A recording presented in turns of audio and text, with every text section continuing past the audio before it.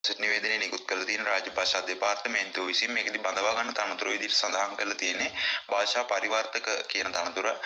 එතකොට මේකදී මෙන්න මේ කියලා තියෙන අංශයන් සඳහා ඒ කියන්නේ සිංහල ඉංග්‍රීසි කියන අංශය සහ සිංහල දෙමළ කියන අංශය සහ දෙමළ ඉංග්‍රීසි කියන අංශයන් සඳහා බඳවා ගැනීම සිදු කරනවා කියලා සඳහන් කරලා තියෙනවා. එතකොට මේකදී සිංහල ඉංග්‍රීසි කියන එකෙන් අදහස් කරන්නේ සිංහල භාෂාවෙන් තියෙන එක ඉංග්‍රීසියට පරිවර්තනය කිරීමත් සිංහල දෙමළ කියන එකෙන් අදහස් කරන්නේ සිංහල භාෂාවෙන් තියෙන එක දෙමළ භාෂාවට පරිවර්තනය කිරීමත් දෙමළ ඉංග්‍රීසි කියන එකෙන් අදහස් කරන්නේ දෙමළ භාෂාවෙන් තියෙන එක ඉංග්‍රීසි භාෂාවට පරිවර්තනය කිරීමත් කියන අංශයන් සඳහා තමයි බඳවා ගැනීම සිදු කරන්නේ.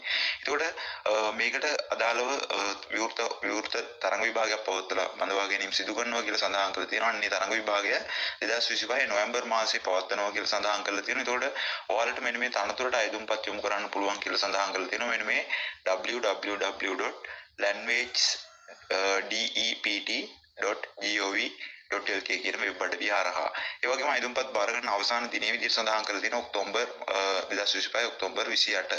එතකොට මේකෙදි මෙන්න මේ එක් තනතුරු වලට අදාළව පුරපාඩු සංඛ්‍යාව සඳහන් කරලා තියෙනවා. එතකොට සිංහල දෙමළ කියන අංශයේ පුරපාඩු 7යි, සිංහල ඉංග්‍රීසි කියන අංශය සඳහා පුරපාඩු 6යි, දෙමළ ඉංග්‍රීසි කියන අංශය සඳහා පුරපාඩු 4යි කියලා සඳහන් කරලා තියෙනවා. මෙතනදී විවෘත තරඟ විභාගයක් වගේම සීමිත තරඟ විභාගයක තියලා මෙන්න මේ තනතුරු වලට බඳවා ගැනීම සිදු කරනවා කියලා සඳහන් කරලා තියෙනවා. එතකොට බඳවා ගන්න ප්‍රමාණය අනුව විවෘත අංශය සඳහා 75ක පුරපාඩු ප්‍රමාණයක් බෙදනවා කියලා කියනවා. ඒ වගේම සීමිත අංශය සඳහා 125ක පුරපාඩු ප්‍රමාණයක් බෙදනවා කියලා මේකෙදි සඳහන් කරලා තියෙනවා. ඊට පස්සේ මෙන්න මේ තනතුරට අදාළව පොදු කොන්දේසි ටිකක් සඳහන් කරලා තියෙනවා. එතකොට මේක අවුරුදු 3ක පරිවාස කාලයකට යටත් වෙනවා කියලා සඳහන් කරලා තියෙනවා.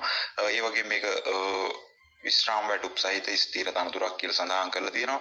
මෙන්න මේ තනතුරට අදාළව පිරිනමනු ලබන වැටුප් පරිමාණය සඳහන් කරලා තියෙනවා. රුපියල් 62230ක මූලික වැටුපක් මෙන්න මේ තනතුරට අදාළව පිරිනමනවා කියලා කියනවා. මේකට ජීවන වියදම් දීමන සහ රජය විසින් අනුමත කරලා තියෙන අනිකුත් දීමනත් හිමි වෙනවා කියන කාරණයත් මේකෙදී මම ඔයාලට මතක් කරනවා. මෙන්න මේ එක් තනතුරු වලට අවශ්‍ය වෙන සුදුසුකම් ටික සඳහන් කරලා තියෙනවා. එතකොට ඒකෙදි කියනවා මෙන්න මේ භාෂා පරිවර්තක සිංහල ඉංග්‍රීසි කියන අංශය සඳහා අවශ්‍ය වෙන අධ්‍යාපන සුදුසුකම් සඳහන් කරලා තියෙනවා. එතකොට ඒකෙදි කියනවා ඔයා විශ්වවිද්‍යාල ප්‍රතිපාදන කොමිෂන් සභාව විසින් පිළිගත් විශ්වවිද්‍යාලයකින් උපාධියක් ලැබපු කෙනෙක් වෙන්න ඕනි කියලා කියනවා. ඒ වගේම ඔයා සිංහල ඉංග්‍රීසි කියන අංශයට ඉල්ලුම්පත් යොමු කරනවා නම් අනිවාර්යයෙන්ම සාමාන්‍ය පෙළ විභාගයේදී ඔයා සිංහල භාෂාවට සහ ඉංග්‍රීසි භාෂාවට අනිවාර්යෙන් සම්මාන ලැබලා තියෙන්න ඕනේ කියලා සඳහන් කරලා තියෙනවා. ඒ වගේම කියනවා සිංහල ඉංග්‍රීසි භාෂා දෙකෙන් ඔයාලට පරිගණක වදන් සැකසීමේ හැකියාව පිළිබඳ ප්‍රායෝගික පරීක්ෂණයකින් සමත් වෙන්න ඕනේ කියලා මේකෙදි සඳහන් කරලා තියෙනවා.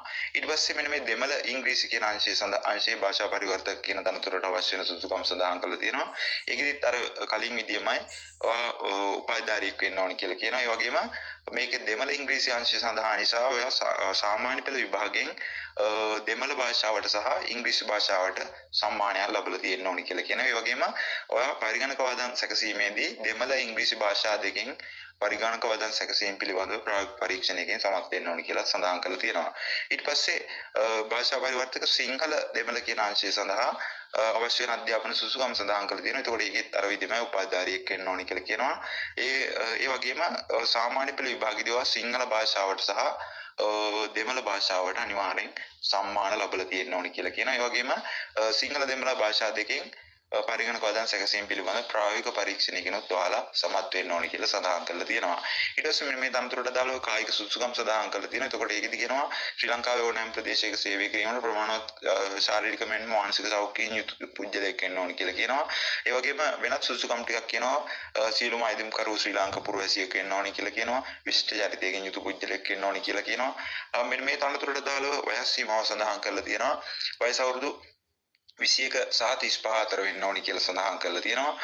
ඒ වගේම මෙන්න මේ තනතුරු බඳවා ගැනීම සිදු කරනවා කියලා තියෙන්නේ ඔයාලා ලිඛිත විභාගයක සහ ප්‍රායෝගික පරීක්ෂණයක ප්‍රතිඵල මත වැඩිම ලකුණු ගන්න පුජ්‍යලයන් බලලා මෙන්න මේ තනතුරු සඳහා බඳවා ගැනීම සිදු කරනවා කියලා සඳහන් කරලා තියෙනවා. ඒකට විභාගයේදී ඔයාලට ප්‍රශ්න පත්‍ර කිහිපයක් හම්බ වෙනවා කියලා සඳහන් කරලා තියෙනවා. ඒකට ඒකෙදී ඔයාලට මෙන්න මේ පරිවර්තක සිංහල භාෂාවෙන් ඉංග්‍රීසි භාෂාවට පරිවර්තනය කිරීම පිළිබඳව මෙන්න මේ දක්වලා තියෙන ගැසට් නිවේදනයේ දක්වලා තියෙන විභාගයේ විෂය නිර්දේශන අනුව මෙන්න මේ විෂය නිර්දේශය ඔයාලගේ පේපර් එකට ඇතුළත් කරලා ඔයාලගේ පේපර් එක සකස් කරනවා කියලා මේකෙදි සඳහන් කරලා තියෙනවා. එතකොට ඔන්න ඒකෝ ලිඛිත විභාගයේ ලිඛිත තරඟ විභාගයේ සහ ප්‍රායෝගික පරීක්ෂණයේ ප්‍රතිඵල මත වැඩිම ලකුණු ගන්න පුජ්‍යලයන් බලලා මෙන්න මේ තනතුරු සඳහා බඳවා ගැනීම සිදු කරනවා කියලා මේකෙදි සඳහන් කරලා තියෙනවා.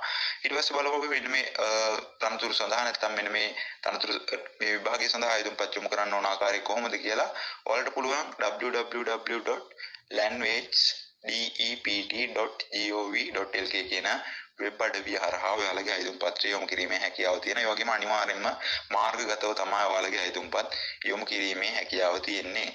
ඊට පස්සේ මාර්ගගත ආයුධම්පත ඔයාලා ඒ වෙබ් අඩවියෙන් පුරවලා ඒක ඩවුන්ලෝඩ් කරලා ඒක print out එකක් අරගෙන මෙන්න මේ සඳහන් කරලා තියෙන සාමදාන විනිශ්චයකාරවරයෙක්ට නැත්නම් ප්‍රසිද්ධ නොතාරිස්වරයෙක්ට විහාරාධිපති ස්වාමීන් වහන්සේ කෙනෙක්ට කියලා ඕන යන්නේ වගේ ඕනම කෙනෙක්ට කියලා ඔයාලගේ ඇප්ලිකේෂන් එක අත්සන් කරලා විභාගයේ පවත්වන දිනට ඇප්ලිකේෂන් එක අරගෙන එන්න ඕනි කියලා සඳහන් කරලා තියෙනවා.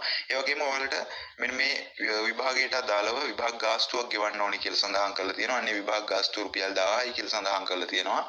මේක භාණ්ඩාගාර මෙහෙයුම් අධ්‍යක්ෂක ජෙනරාල්ගේ ආදායම් ශීර්ෂ 2003.99.2 යටතේ තියෙන ඕනෑම ප්‍රාදේශීය ලේකම් කාර්යාලයකට හෝ දිස්ත්‍රික් ලේකම් කාර්යාලයකට ගෙවන්න පුළුවන් කියලා සඳහන් කරලා තියෙනවා. එතකොට ඒක ඒ සඳහා නිකුත් කරන ලබන ලදුපත මාර්ගගත ආයුධම්පත් සම්පූර්ණ කිරීමේදී අනිවාර්යෙන් ඔයාලා අප්ලෝඩ් කරන්න ඕනි කියලාත් මේකෙදි සඳහන් කරලා තියෙනවා. ඊට පස්සේ අප්ලෝඩ් කළා ඒකේ ස්කෑන් ෆොටෝ එකක් අප්ලෝඩ් කරන්න ඕනි කියලා කියනවා. ඒ වගේම මේකේ සල්ලි ගෙවපු රිසිට් එකත් ඔයාලා අනිවාර්යෙන් විභාගයට ඉදිරිපත් වෙන දවසට ඇප්ලිකේෂන් එක අස්සම් කරගෙන ඉද්දි මෙන්න මේ විභාග ගෙවපු ලදුපතත් අරගෙන ඉන්න ඕනි කියලාත් මේකෙදි සඳහන් කරලා